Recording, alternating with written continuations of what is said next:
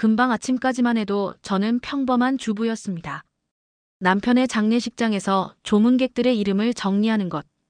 그저 슬프지만 당연한 일이었죠. 부의금 명단을 넘기다가 제 손이 멈췄습니다.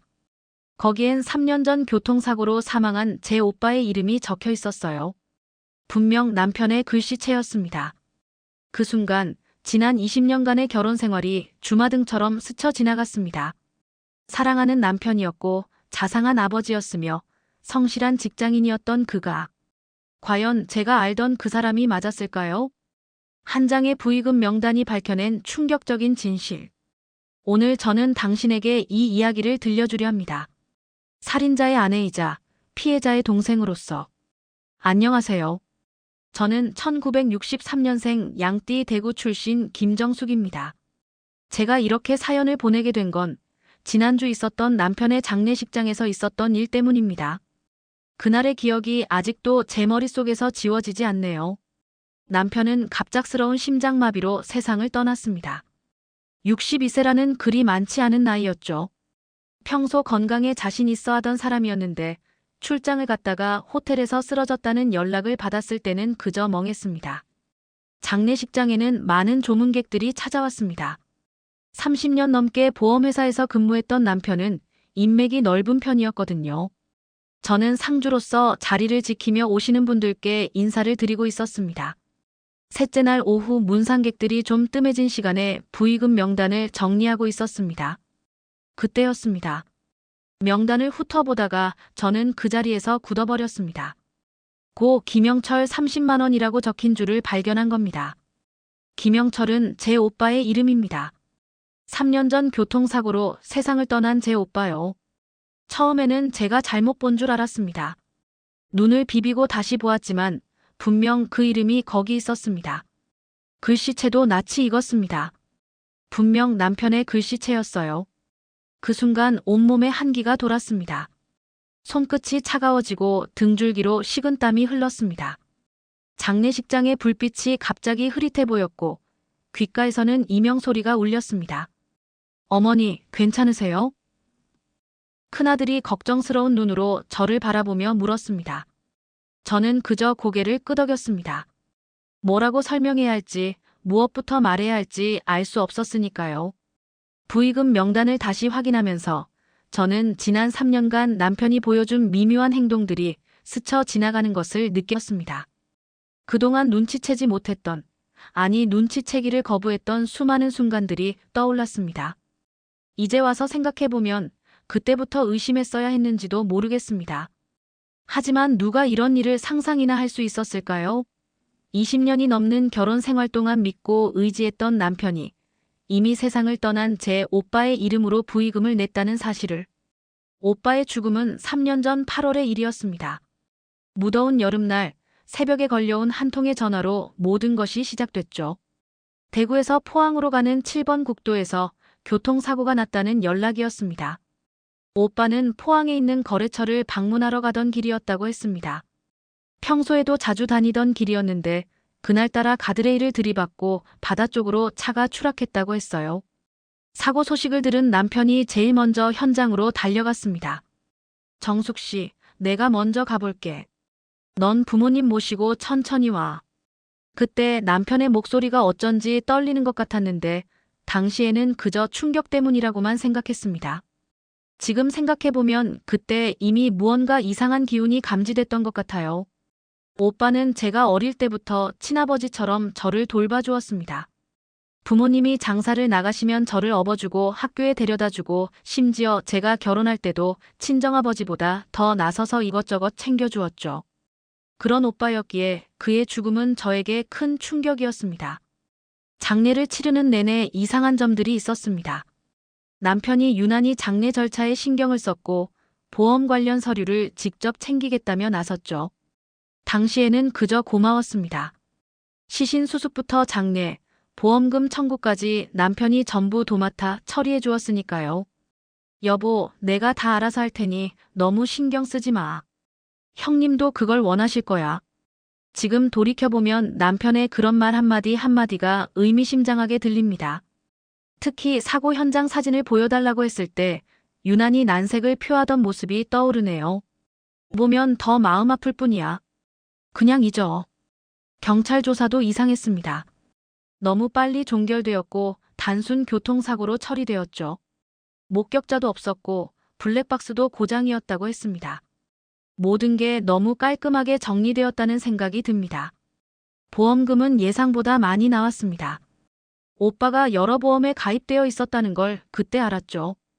그중 일부는 사고 직전에 가입한 것도 있었다고 해요. 당시에는 오빠가 가족들을 위해 준비한 거라고만 생각했는데 이제와 돌이켜보니 그때부터 뭔가 잘못되어 가고 있었던 것 같습니다. 하지만 누가 가장 가까운 사람들의 음모를 의심할 수 있었을까요? 신뢰라는 것은 참 무서운 것 같습니다. 그 신뢰 때문에 보지 말아야 할 것을 보지 못하고 의심해야 할 것을 의심하지 못했으니까요. 남편을 처음 만난 건 1991년, 제가 28살 때였습니다. 친구의 소개로 만났는데 당시 보험회사에서 일하던 그는 성실하고 진중한 인상이었죠. 특히 오빠가 남편을 무척 마음에 들어 했습니다. 정수가 이 사람이라면 너 잘 살 수 있을 거야. 형부가 되시면 우리 정숙이 잘 부탁드립니다. 오빠의 그 말을 믿고 결혼을 결심했습니다. 결혼 초기에는 정말 행복했어요. 남편은 꾸준히 승진하며 가정을 위해 노력했고 아이들도 차례로 태어나 평범하지만 화목한 가정을 이뤘습니다. 하지만 결혼 15년 차쯤 되었을 때부터 남편이 조금씩 변하기 시작했습니다. 야근이 잦아졌고 주말에도 종종 출장을 간다고 했죠. 처음에는 승진을 위한 노력이라 생각했습니다. 그런데 어느 순간부터 그의 눈빛이 달라졌어요. 뭔가에 쫓기는 듯한 불안한 기색이 역력했죠. 여보, 무슨 고민 있어요? 아니, 그냥 회사 일이 좀 힘들어서 그래. 늘 그렇게 둘러댔습니다. 통장 잔고도 자주 들쑥날쑥했어요. 목돈이 들어왔다가 어느 날 갑자기 사라지곤 했죠. 물어보면 투자라고만 했습니다. 특히 오빠가 사망하기 1년 전부터는 더 이상했습니다. 자주 통화하는 번호가 늘었고 휴대폰을 항상 들고 다녔어요. 심지어 화장실을 갈 때도 휴대폰을 놓지 않았죠. 그때는 몰랐습니다. 그가 무언가 위험한 일을 계획하고 있다는 것을. 그래도 남편은 겉으로는 자상한 가장이었습니다. 아이들 학비도 꼬박꼬박 내고 집안일에도 가끔 손을 보태주었죠. 명절 때면 시댁과 친정을 다 챙기려 애썼고요. 누가 봐도 모범적인 남편이었습니다. 여보, 나는 당신이랑 애들만 있으면 돼. 다른 건 필요 없어. 그런 말을 자주 했던 남편이었는데 지금 생각하면 그런 말들이 오히려 자신의 죄책감을 달래기 위한 것은 아니었을까 싶습니다. 20년이 넘는 결혼 생활 동안 저는 남편을 전적으로 신뢰했습니다. 그의 말이라면 무조건 믿었고 그의 선택이라면 다 옳다고 생각했죠. 하지만 이제 와서 보니 그건 신뢰가 아닌 맹목이었는지도 모르겠습니다. 때로는 너무 믿는 것도 죄가 되나 봅니다. 의심해야 할 때 의심하지 못하는 것. 그것이 어쩌면 가장 큰 잘못이었을지도 모르겠네요. 오빠가 사망하고 약 6개월쯤 지났을 때부터였습니다. 남편의 행동이 더욱 이상해지기 시작한 것이. 한 달에 2~3번씩 지방 출장을 간다고 했는데 출장비는 통장에 입금되지 않았어요. 회사에서 현금으로 준다며 얼버무렸죠. 특히 이상했던 건 밤중에 전화들이었습니다. 새벽 2~3시에 걸려오는 전화를 받고 나가는 일이 잦아졌어요. 한 번은 용기를 내어 물어봤죠. 여보, 요즘 왜 이렇게 늦은 전화가 많아요? 아, 그게 보험 사고 처리가 급한 고객들이라. 말끝을 흐리며 대답하던 남편의 모습이 지금도 선명합니다. 그때 처음으로 의심이 들었어요. 보험 설계사가 왜 한밤중에 고객을 만나야 하는 걸까? 하지만 저는 그저 제 의심이 지나치다고 자신을 다독였습니다. 어느 날은 남편의 서류 가방에서 낯선 통장을 발견했어요. 제 이름도 남편 이름도 아닌 통장이었죠. 그걸 본 남편은 화들짝 놀라며 가방을 낚아챘습니다. 이건 고객 통장이야. 회사 일 때문에 잠시 맡아둔 거야. 그 말을 듣는 순간 등줄기가 서늘해졌습니다. 보험 설계사가 고객의 통장을 왜 갖고 있어야 하는 걸까요? 그때부터였어요. 밤에 잠을 이루지 못하고 남편의 행동 하나하나를 유심히 관찰하기 시작한 것이. 통장에 찍힌 내역도 수상했습니다. 큰 금액이 입금됐다가 곧바로 인출되는 일이 반복됐어요. 남편 명의의 또 다른 통장이 있다는 걸 알게 된 것도 그 즈음이었습니다. 여보, 우리 통장 잔고가 자꾸 줄어드는 것 같아요. 아, 그게 주식 투자를 좀 했어. 곧 수익이 날 거야. 항상 그런 식으로 얼버무렸습니다. 하지만 이상하게도 약속한 수익금은 한 번도 들어온 적이 없었죠. 대신 우리 집 대출은 조금씩 늘어나고 있었습니다. 가장 불안했던 건 남편의 눈빛이었어요. 전에는 없던 초조함과 불안감이 역력했죠. 때로는 한밤중에 식은땀을 흘리며 잠에서 깨어나기도 했고요. 무언가에 쫓기는 듯한 그의 모습에 저도 모르게 가슴이 조여왔습니다. 하지만 그때까지만 해도 저는 이 모든 게 오빠의 죽음과 연관되어 있으리라고는 상상도 못했습니다. 그저 남편이 회사에서 어려움을 겪고 있나 보다 하고 막연하게 걱정만 했을 뿐이죠. 의심의 실마리는 우연히 찾아왔습니다. 오빠의 3주기를 앞두고 서류를 정리하던 중이었어요. 오빠의 보험금 청구 서류들을 다시 보게 된 거죠. 그때서야 이상한 점들이 하나둘 눈에 들어왔습니다. 오빠가 사망하기 2달 전 갑자기 고액의 보험에 가입했더군요. 그것도 3개나. 모두 남편이 권유했다고 했습니다. 자녀 교육비와 노후를 위해서라고 설득했다는데. 그런데 왜 하필 그 시기였을까요? 오빠가 평소에 보험을 별로 안 좋아했잖아요. 그래서 내가 설득하느라 힘들었지. 예전에 남편이 했던 말이 떠올랐습니다. 실제로 오빠는 보험을 불신했던 사람이에요. 그런 오빠가 왜 갑자기 마음을 바꿨을까? 게다가 사고 2달 전에 보험금 지급 내역도 석연치 않았습니다. 총 5억이 넘는 보험금이 지급됐는데 그중 2억은 어디로 갔는지 기록이 없었어요. 남편 말로는 오빠의 빚을 갚는 데 썼다고 했지만 오빠에게 그런 거액의 빚이 있었다는 얘기는 들은 적이 없었거든요. 사고 현장 사진을 다시 보고 싶어 경찰서에 문의했더니 놀랍게도 관련 자료가 모두 폐기됐다고 하더군요. 보관 기간이 지났다는 이유였죠. 하지만 당시 담당 형사는 수상한 점이 많았다고 털어놓았습니다. 사고 현장에 제동 흔적이 전혀 없었어요. 그리고 차량이 추락한 지점도 이상했죠. 경험 많은 운전자가 그렇게 사고 날 확률이 거의 없거든요. 그 말을 듣는 순간 오빠가 사망하기 전날 밤 남편과 통화하던 모습이 떠올랐습니다. 평소와 달리 목소리를 낮추고 현관 밖으로 나가 통화하던 모습. 그리고 그날 밤 늦게까지 서재에서 서류를 정리하던 남편. 여보, 내일 형님이랑 약속 있어서 일찍 나가봐야겠어. 그날 아침 남편이 했던 말. 하지만 오빠는 그날 남편을 만난 적이 없다고 했습니다. 포항으로 가는 길에 사고가 났으니까요. 점점 더 많은 의문들이 꼬리를 물었습니다. 왜 남편은 그토록 서둘러 보험금 청구를 했을까? 왜 사고 조사가 그렇게 빨리 종결됐을까? 그리고 왜 남편은 그 후로 급격히 변해갔을까? 머릿속이 복잡해질수록 가슴 한켠이 무거워졌습니다. 내가 지금 남편을, 그것도 20년을 함께 산 남편을 의심하고 있다니. 하지만 이미 던져진 의심의 씨앗은 자라나고 있었습니다. 더 이상 가만히 있을 수 없었습니다. 저는 조용히 오빠의 마지막 행적을 추적하기 시작했습니다. 먼저 오빠가 일하던 회사의 동료를 찾아갔죠. 다행히 오빠와 가장 친했던 김 과장님이 아직 그곳에 계셨습니다. 그때 참 이상했어요. 영철 씨가 포항 출장은 없다고 했거든요. 오히려 그날 서울 올라간다고 했었는데 첫 번째 의문이 생긴 순간이었습니다. 남편은 분명 오빠가 포항 거래처를 방문하러 가다가 사고가 났다고 했는데 실제로는 서울행 계획이 있었다니. 더 놀라운 사실은 그날 오빠가 남편과 만나기로 했다는 겁니다. 김 과장님 말씀으로는 오빠가 중요한 얘기가 있다며 남편과 약속을 잡았다고 했어요. 그것도 새벽에 만난다고 하더라고요. 참 이상하다고 생각했죠. 떨리는 마음으로 사고 현장을 다시 찾았습니다. 7번 국도 구간 깎아지른 절벽 앞에 서자 온몸에 한기가 돌았어요. 주변 주민들의 말로는 그날 새벽에 차 한 대가 오빠의 차를 뒤따라가는 걸 봤다고 합니다. 검은색 제네시스였어요. 그 차가 앞차를 바짝 따라가더니 갑자기 사라졌어요. 그때 기억났습니다. 남편이 그때 검은색 제네시스를 몰고 다녔다는 사실이. 손이 떨리기 시작했습니다. 더 깊이 파고들수록 이상한 점들이 계속 나왔습니다.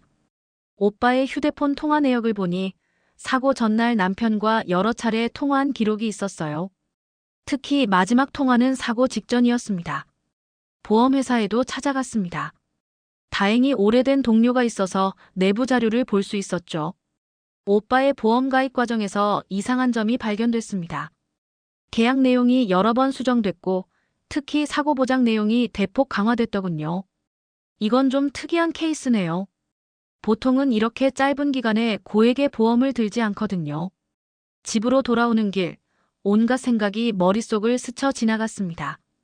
남편의 수상한 행동들, 오빠의 갑작스러운 사고, 서둘러 처리된 보험금. 모든 것이 하나의 그림으로 연결되기 시작했습니다. 하지만 아직 결정적인 증거는 없었습니다. 그저 정황과 의심뿐. 이대로 그만둬야 할까요?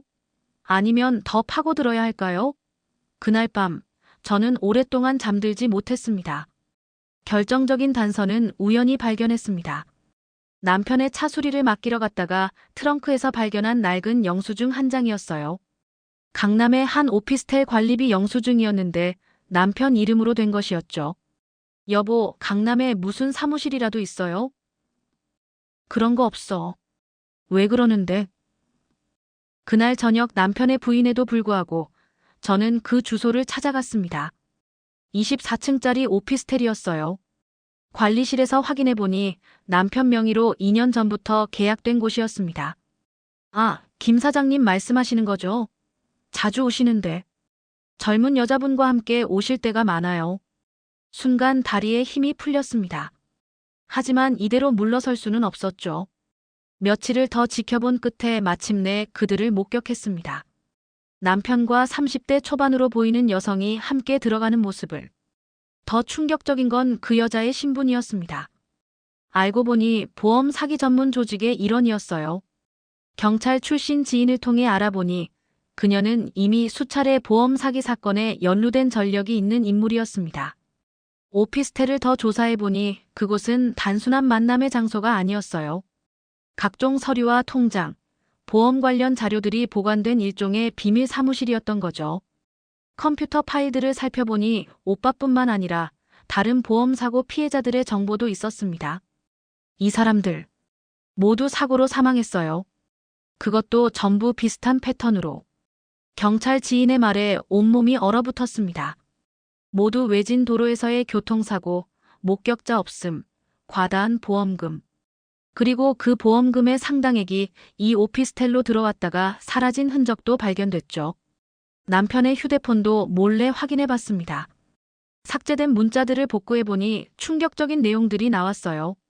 다음 타겟 준비됐습니다. 이번에도 완벽하게 처리하시죠. 보험금 수령 확인됐습니다. 분배 일정 잡겠습니다.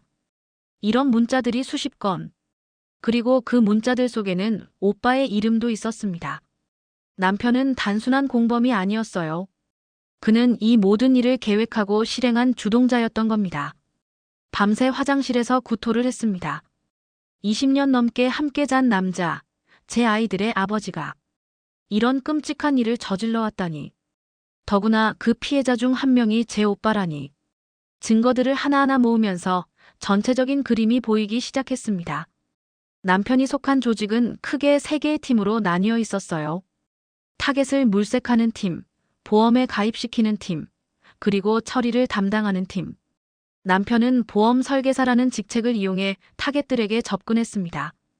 재정 상담을 해준다며 친분을 쌓고 자연스럽게 고액의 보험에 가입시키는 거죠. 그리고 얼마 지나지 않아 그들은 사고를 당했습니다. 김 부장님, 이번에도 깔끔하게 처리됐습니다. 목격자 없고 블랙박스도 고장났고 복구한 문자 내용 중 하나였습니다. 사고는 항상 비슷한 패턴이었어요. 한적한 도로, 깊은 밤, 절벽 추락. 마치 공장에서 찍어내듯 똑같은 방식이었죠. 가장 충격적이었던 건 피해자 명단이었습니다. 5년간 총 12명. 모두 성실하게 살아온 평범한 사람들이었어요. 그 중에는 저처럼 남편과 가까웠던 사람의 가족도 있었습니다. 이번 건은 좀 까다로울 수 있습니다. 피해자가 김 실장님 처남이라. 이런 문자도 있었어요. 그들에겐 가족도 친구도 그저 피해자일 뿐이었던 겁니다. 돈이 된다면 누구든 타겟이 될 수 있었죠. 보험금은 복잡한 경로를 거쳐 세탁됐습니다. 여러 개의 페이퍼 컴퍼니를 거쳐 해외로 빠져나가기도 하고 가상화폐로 전환되기도 했죠. 추적이 거의 불가능한 방식이었습니다. 이번 건으로 각자 5억씩. 좋은 실적이네요. 그들은 살인을 하고도 이렇게 담담하게 돈 얘기를 나눴습니다. 마치 일반적인 사업 성과를 논하듯이. 오빠의 경우는 더욱 치밀했습니다. 보험 가입 후 2달이 지나자마자 사고를 당했고 그 과정에서 어떤 의심도 받지 않도록 완벽하게 준비했더군요. 이번엔 가족이라 특별히 신경 썼습니다. 의심받지 않도록. 남편이 동료에게 보낸 문자였습니다. 자기 처남을 죽이면서도 이토록 냉철할 수 있다니. 그제서야 깨달았습니다.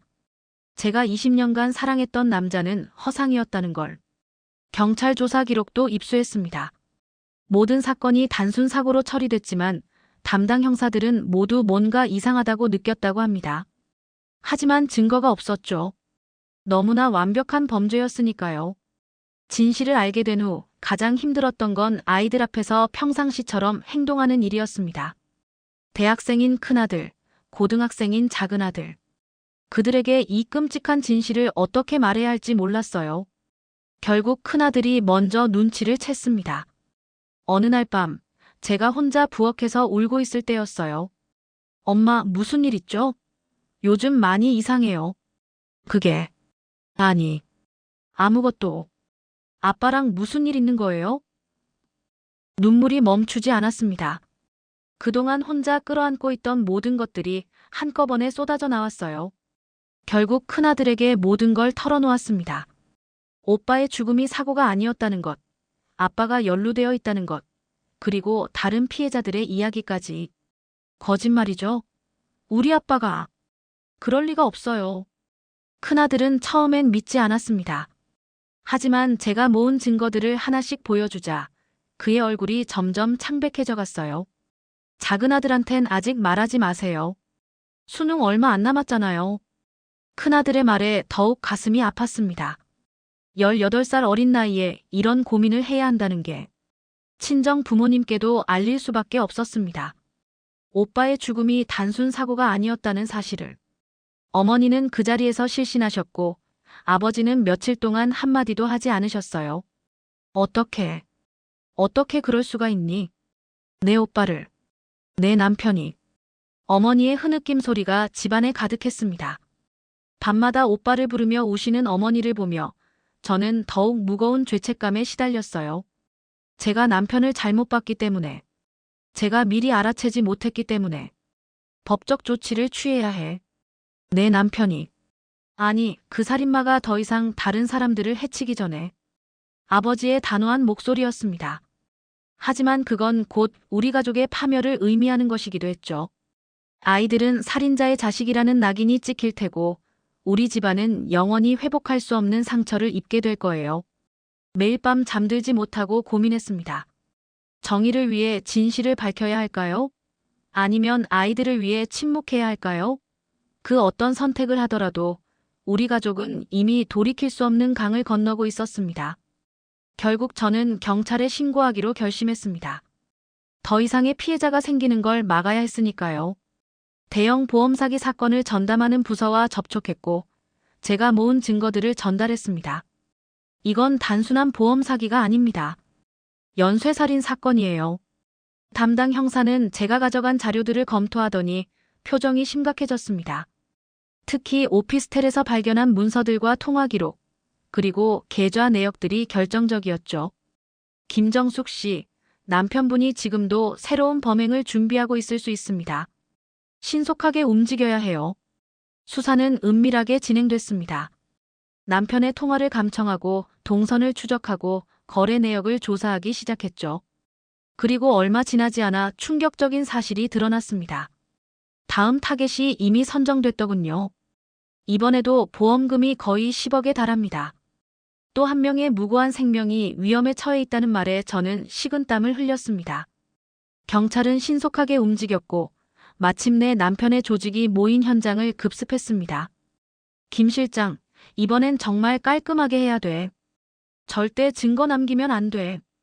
현장에서 녹음된 대화였습니다. 그들은 다음 살인을 모의하고 있었던 거죠. 경찰은 그 자리에서 일당 10명을 전원 체포했습니다. 남편이 체포되는 순간 그의 눈빛이 저를 향했습니다. 그제서야 그는 모든 것을 제가 알아냈다는 걸 깨달은 것 같았어요. 배신감, 분노, 그리고 묘한 체념이 섞인 눈빛이었습니다. 당신이 어떻게? 그게 남편이 저에게 한 마지막 말이었습니다. 그 후로 그는 묵비권을 행사했고 변호사를 통해서만 이야기를 전했죠. 수사가 진행되면서 더 많은 사실들이 드러났습니다. 제가 알아낸 12건 외에도 더 많은 살인이 있었다는 것, 그리고 이 조직이 전국적인 네트워크를 가지고 있었다는 것까지. 이건 우리나라 보험 사기 역사상 최대 규모의 사건이 될 것 같습니다. 주임 검사의 말이었습니다. 하지만 저에게는 그저 우리 가족의 비극일 뿐이었죠. 남편의 체포 소식은 순식간에 언론에 퍼졌고 우리 가족은 하루아침에 살인마의 가족이 되어버렸습니다.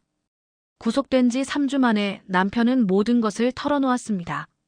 검찰 조사실에서 7시간에 걸친 자백이었죠. 저는 수사관을 통해 그 조서를 건네받았습니다. 처음부터 계획된 것은 아니었습니다. 남편의 자백은 그렇게 시작됐습니다. 10년 전 우연히 알게 된 보험 사기 조직에 연루되면서 시작된 일이라고 했어요. 처음에는 단순히 허위 사고로 보험금을 타내는 정도였다고 합니다. 그러다 점점 욕심이 커졌습니다. 더 큰 돈을 벌 수 있다는 유혹에. 살인은 5년 전부터 시작됐다고 해요. 처음에는 양심의 가책으로 잠도 못 이뤘다고 합니다. 하지만 점점 무감각해져 갔다고. 그러면서 돈에 대한 욕심은 더욱 커져갔다고 했습니다. 처남. 아니, 김영철 씨의 거는. 오빠의 이야기가 나오자 남편의 목소리가 흔들렸다고 합니다. 처음에는 거절했다고 해요. 하지만 조직에서 계속 압박을 가했고 결국 그가 보험에 가입하고 얼마 지나지 않아 조직원 둘이 그의 차를 뒤쫓았습니다.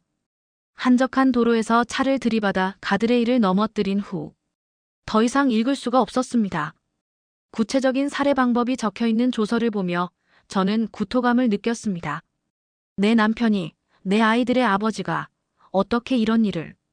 미안합니다. 정말 미안합니다. 조서 마지막에 남편이 남긴 말이었습니다. 하지만 그 사과가 무슨 의미가 있을까요? 이미 죽은 사람들은 돌아오지 않습니다. 오빠도 다른 피해자들도.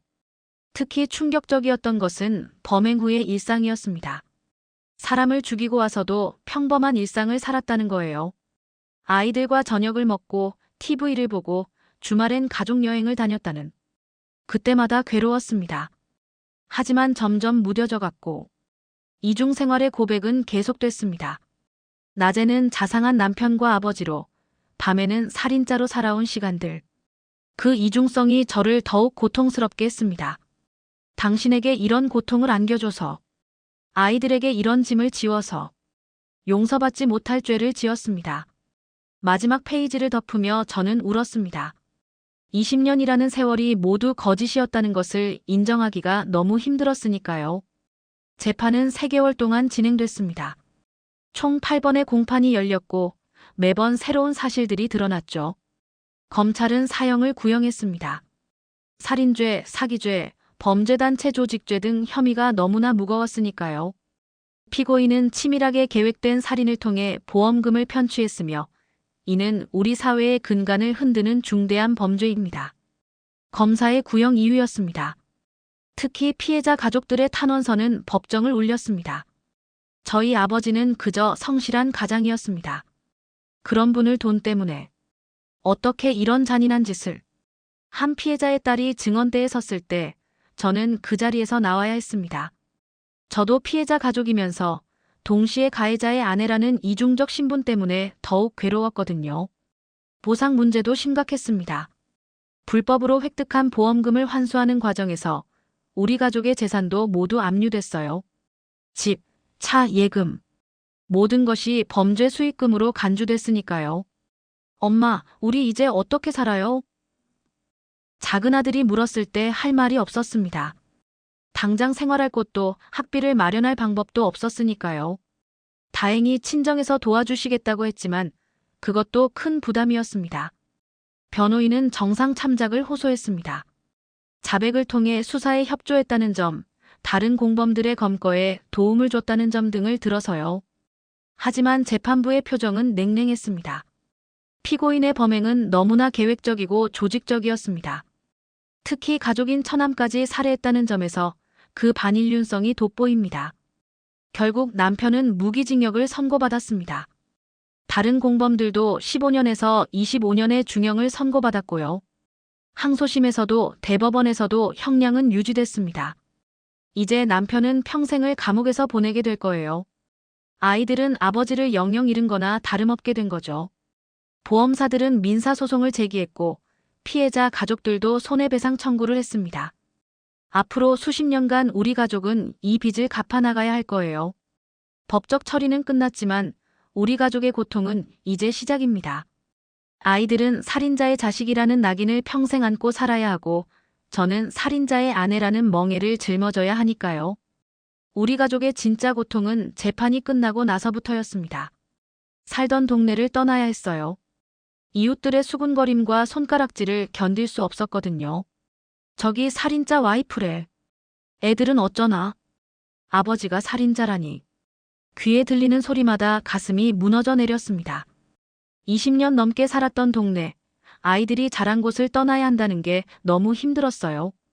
하지만 달리 선택할 수 있는 방법이 없었습니다. 큰아들은 대학교를 휴학했습니다. 동기들의 시선을 견딜 수 없다고 했어요. 취업 준비를 하려 했지만 아버지의 사건이 알려지면 어떤 회사도 받아주지 않을 거라며 좌절했죠. 엄마, 우리 외국으로 갈까요? 아무도 우리를 모르는 곳으로. 작은 아들은 더 힘들어했습니다. 고등학교 3학년 가장 중요한 시기에 이런 일이 터졌으니까요. 선생님들은 배려한다며 특별 상담을 제안했지만 그것조차도 아이에겐 상처가 됐습니다. 친구들도 하나둘 멀어져 갔습니다. 20년 지기 친구들조차 저를 피하기 시작했어요. 제가 뭔가 알고 있었을 거라고, 남편의 범행에 공모했을지 모른다고 의심하는 눈치였습니다. 언니, 미안해요. 당분간 연락하지 말아요. 우리 애들한테도 안 좋을 것 같아서. 가장 친했던 친구의 문자였습니다. 그 순간 느낀 배신감과 외로움은 말로 표현할 수 없었어요. 직장도 그만둘 수밖에 없었습니다. 평범한 은행 창구 직원이었는데 고객들이 저를 알아보고 수군거리기 시작하면서부터요. 결국 사직서를 제출했습니다. 시댁과도 연락이 끊겼습니다. 시부모님은 아들의 범행을 저와 제 오빠 탓으로 돌렸어요. 제가 무언가 잘못해서 아들이 그런 선택을 했을 거라고. 그리고 제 오빠가 뭔가 잘못된 일을 저질러서 그런 일을 당했을 거라고. 당신이 좀 더 잘 살폈어야 했는데. 우리 아들이 왜 이런 일을. 시어머니의 마지막 말씀이었습니다. 그 후로는 연락이 완전히 끊겼어요. 매일 아침 거울을 보는 게 두려워졌습니다. 살인자의 아내라는 낙인이 제 이마에 새겨진 것만 같았거든요. 길을 걸을 때도 마트에 갈 때도 항상 누군가 저를 알아보고 수군거릴까봐 겁이 났습니다. 우리 가족은 철저히 고립됐습니다. 그리고 그 고립은 우리를 더욱 지치게 만들었어요. 하지만 달리 방법이 없었습니다. 이것이 우리가 짊어져야 할 십자가였으니까요. 밤이면 악몽을 꿉니다. 오빠가 나타나 저를 원망하는 꿈, 다른 피해자들이 저를 둘러싸고 당신이 알고 있었지? 라고 하는 꿈. 그럴 때마다 식은땀을 흘리며 깨어나곤 합니다. 정신과 상담을 시작했습니다. 의사 선생님은 제가 심각한 외상 후 스트레스 장애와 우울증을 앓고 있다고 했어요. 약을 처방받았지만 그것도 근본적인 해결책은 되지 못했습니다. 어떻게 하면 이 고통에서 벗어날 수 있을까요? 시간이 필요합니다. 그리고 자신을 용서하는 법을 배워야 해요. 하지만 자신을 용서한다는 게 말처럼 쉽지 않았습니다. 20년 동안 남편의 이중 생활을 알아채지 못한 제 자신이 너무 미웠으니까요. 혹시 제가 조금만 더 관심을 가졌다면, 조금만 더 의심했다면, 오빠와 다른 피해자들의 죽음을 막을 수 있지 않았을까. 불면증도 심해졌습니다. 한밤중에 홀로 깨어 천장을 바라보며 생각에 잠기곤 해요. 남편과 함께했던 시간들, 그 모든 순간이 거짓이었다는 걸 받아들이기가 너무 힘듭니다. 엄마, 제발 좀 드세요. 큰아들이 울면서 말했습니다. 제가 며칠째 제대로 된 끼니를 못 먹고 있다는 걸 걱정하는 거죠. 아이들 앞에서는 강한 척 해야 하는데 그게 더욱 힘들어요. 가끔은 모든 게 꿈이길 바랍니다. 눈을 뜨면 평범한 일상으로 돌아갈 수 있길. 하지만 현실은 냉혹합니다. 매일 아침 거울을 보며 마주하는 건 초췌해진 제 모습과 살인자의 아내라는 현실뿐이에요. 심리 상담 그룹에도 참여했습니다. 비슷한 경험을 한 사람들과 이야기를 나누면서 조금씩 위로를 받았어요. 하지만 그들과 저는 달랐습니다. 그들은 순수한 피해자였지만 저는 가해자의 아내이자 동시에 피해자의 동생이었으니까요. 당신은 잘못이 없어요. 당신도 피해자라고요. 상담사의 말이 귓가에 맴돕니다. 하지만 그 말이 진심으로 와닿지는 않아요. 제가 정말 무고한 피해자일까요? 남편의 범행을 눈치채지 못한 책임은 없는 걸까요? 이런 생각들이 꼬리에 꼬리를 물고 이어지다 보면 또다시 불면의 밤이 찾아옵니다. 약을 먹어도 잠들지 못하는 밤이 계속되고 있어요. 6개월이 지났습니다. 더 이상 과거에만 머물러 있을 순 없다는 걸 깨달았어요. 아이들을 위해서라도 새로운 시작을 준비해야 했습니다. 먼저 이혼 절차를 밟았습니다. 남편은 교도소에서 이혼 동의서를 보내왔어요.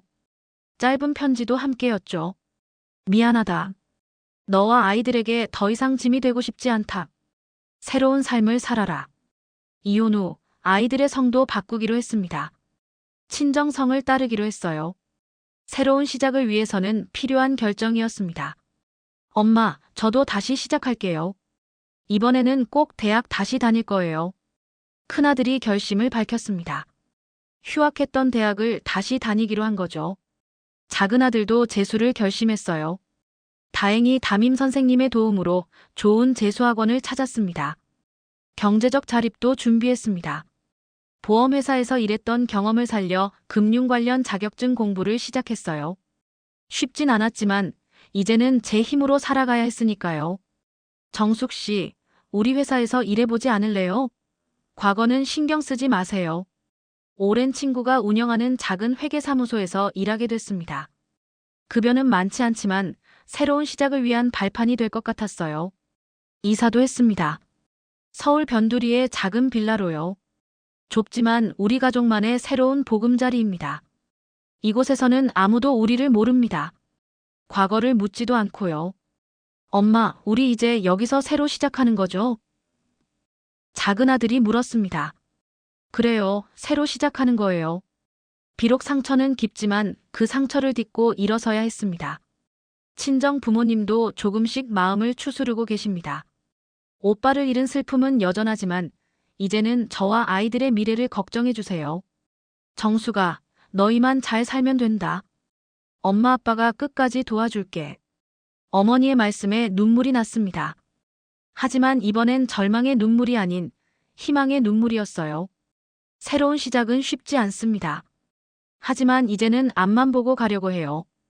과거에 발목 잡히지 않고 새로운 미래를 만들어 가려고 합니다. 어제는 오빠의 사주기였습니다. 이번에는 달랐어요. 처음으로 진실을 알고 난 후에 추모였으니까요. 가족들과 함께 오빠의 묘소를 찾았습니다. 오빠, 이제야 제대로 된 눈물을 흘릴 수 있네요. 묘비 앞에 무릎을 꿇고 오랫동안 울었습니다. 그동안은 단순한 사고로 알고 있었기에 진심 어린 추모를 하지 못했던 것 같아요. 하지만 이제는 달랐습니다. 영철아, 내가 미안하다. 네 동생을 잘 살피지 못해서. 아버지의 떨리는 음성이 묘지를 울렸습니다. 어머니는 말없이 오빠의 사진을 어루만지셨어요. 큰아들은 처음으로 삼촌의 묘비 앞에서 긴 이야기를 했습니다. 삼촌, 저희가 아버지의 죄를 대신해서라도 속죄하면서 살게요.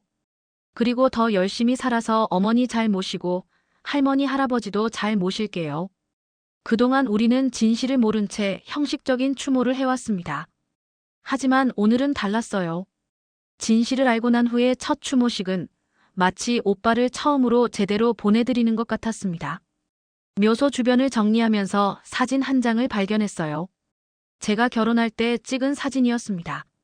오빠가 환하게 웃으며 저와 남편의 중앙에 서 있는 그 사진을 보는 순간 다리에 힘이 풀렸습니다. 오빠, 정말 몰랐어요. 그때 그 사람이 오빠를. 정말 미안해요. 사진 속 남편의 미소가 이제는 섬뜩하게 느껴졌습니다. 그 순간에도 이미 살인을 계획하고 있었을까요? 그 생각을 하니 온몸이 떨려왔습니다. 하지만 이제는 앞으로 나아가야 할 때입니다. 오빠의 죽음을 헛되이 하지 않기 위해서라도 우리 가족은 새로운 삶을 살아야 해요. 오빠, 이제 저희가 제대로 된 추모를 해드릴게요. 매년 이날이 되면 진심을 담아 찾아뵐게요. 묘소를 나서며 다짐했습니다. 이제는 더 이상 거짓된 추모가 아닌 진정한 마음으로 오빠를 기억하고 추모하겠다고요. 떠나기 전 작은 아들이 조심스레 묘비 앞에 편지 한 장을 놓았습니다. 나중에 들은 이야기지만 그 편지에는 이런 내용이 적혀 있었다고 해요. 삼촌, 저희 지켜봐 주세요. 앞으로 더 강하게, 더 바르게 살아갈게요. 그리고 어머니 꼭 행복하게 해드릴게요. 이제 저는 새로운 삶을 시작하고 있습니다. 과거의 고통을 완전히 잊을 순 없겠지만 그것과 함께 살아가는 법을 배우고 있어요. 얼마 전 남편으로부터 마지막 편지가 왔습니다. 나는 이제 평생 이곳에서 속죄하며 살겠습니다. 당신과 아이들에게 더 이상 짐이 되고 싶지 않습니다. 부디 새로운 삶을 사세요. 편지를 읽고 울지 않았습니다. 이제는 눈물이 마른 걸까요? 아니면 더 이상 그에게 어떤 감정도 남아있지 않은 걸까요? 큰아들은 다시 대학에 복학했고 작은아들은 재수학원에서 열심히 공부하고 있습니다. 저도 회계사무소에서 일하면서 차근차근 새로운 경력을 쌓아가고 있어요. 가끔 거리를 걷다가 오빠와 닮은 사람을 보면 여전히 가슴이 먹먹해집니다. 하지만 이제는 그 아픔을 피하지 않으려고 해요. 그것도 제가 짊어져야 할 십자가니까요. 어제는 또 다른 보험 사기 살인 사건이 뉴스에 나왔습니다. TV를 보면서 생각했어요. 이런 끔찍한 일이 더 이상 일어나지 않았으면 좋겠다고. 그래서 저는 결심했습니다. 보험 사기 피해자 가족 모임에서 강연도 하고 예방 활동도 하기로요. 우리 이야기가 누군가에게 경각심이 될 수 있다면 이제 묻고 싶습니다. 제가 새로운 삶을 시작하는 게 옳은 걸까요? 과거의 상처를 뒤로하고 앞으로 나아가는 게 맞는 걸까요? 때로는 죄책감이 듭니다. 제가 행복해질 자격이 있을까 하는 생각이 들 때도 있어요. 하지만 이내 마음을 다잡습니다. 아이들을 위해서라도 강해져야 하니까요. 장례식장에서 발견한 그 부의금 명단. 그것이 저의 인생을 완전히 바꿔놓았습니다. 하지만 이제는 그 상처를 딛고 일어서려고 합니다. 앞으로의 삶이 두렵지 않으냐고요? 물론 두렵습니다. 하지만 이제는 진실과 함께 살아가는 법을 배웠어요. 그리고 그것이 오히려 저를 더 강하게 만들어주고 있답니다. 이것이 제가 지금 할 수 있는 이야기의 전부입니다. 앞으로 어떤 삶이 펼쳐질지 모르지만 최선을 다해 살아가려고 합니다. 그것이 오빠와 다른 피해자들을 위한 제가 할 수 있는 최소한의 도리라고 생각합니다. 긴 이야기 들어주셔서 감사합니다.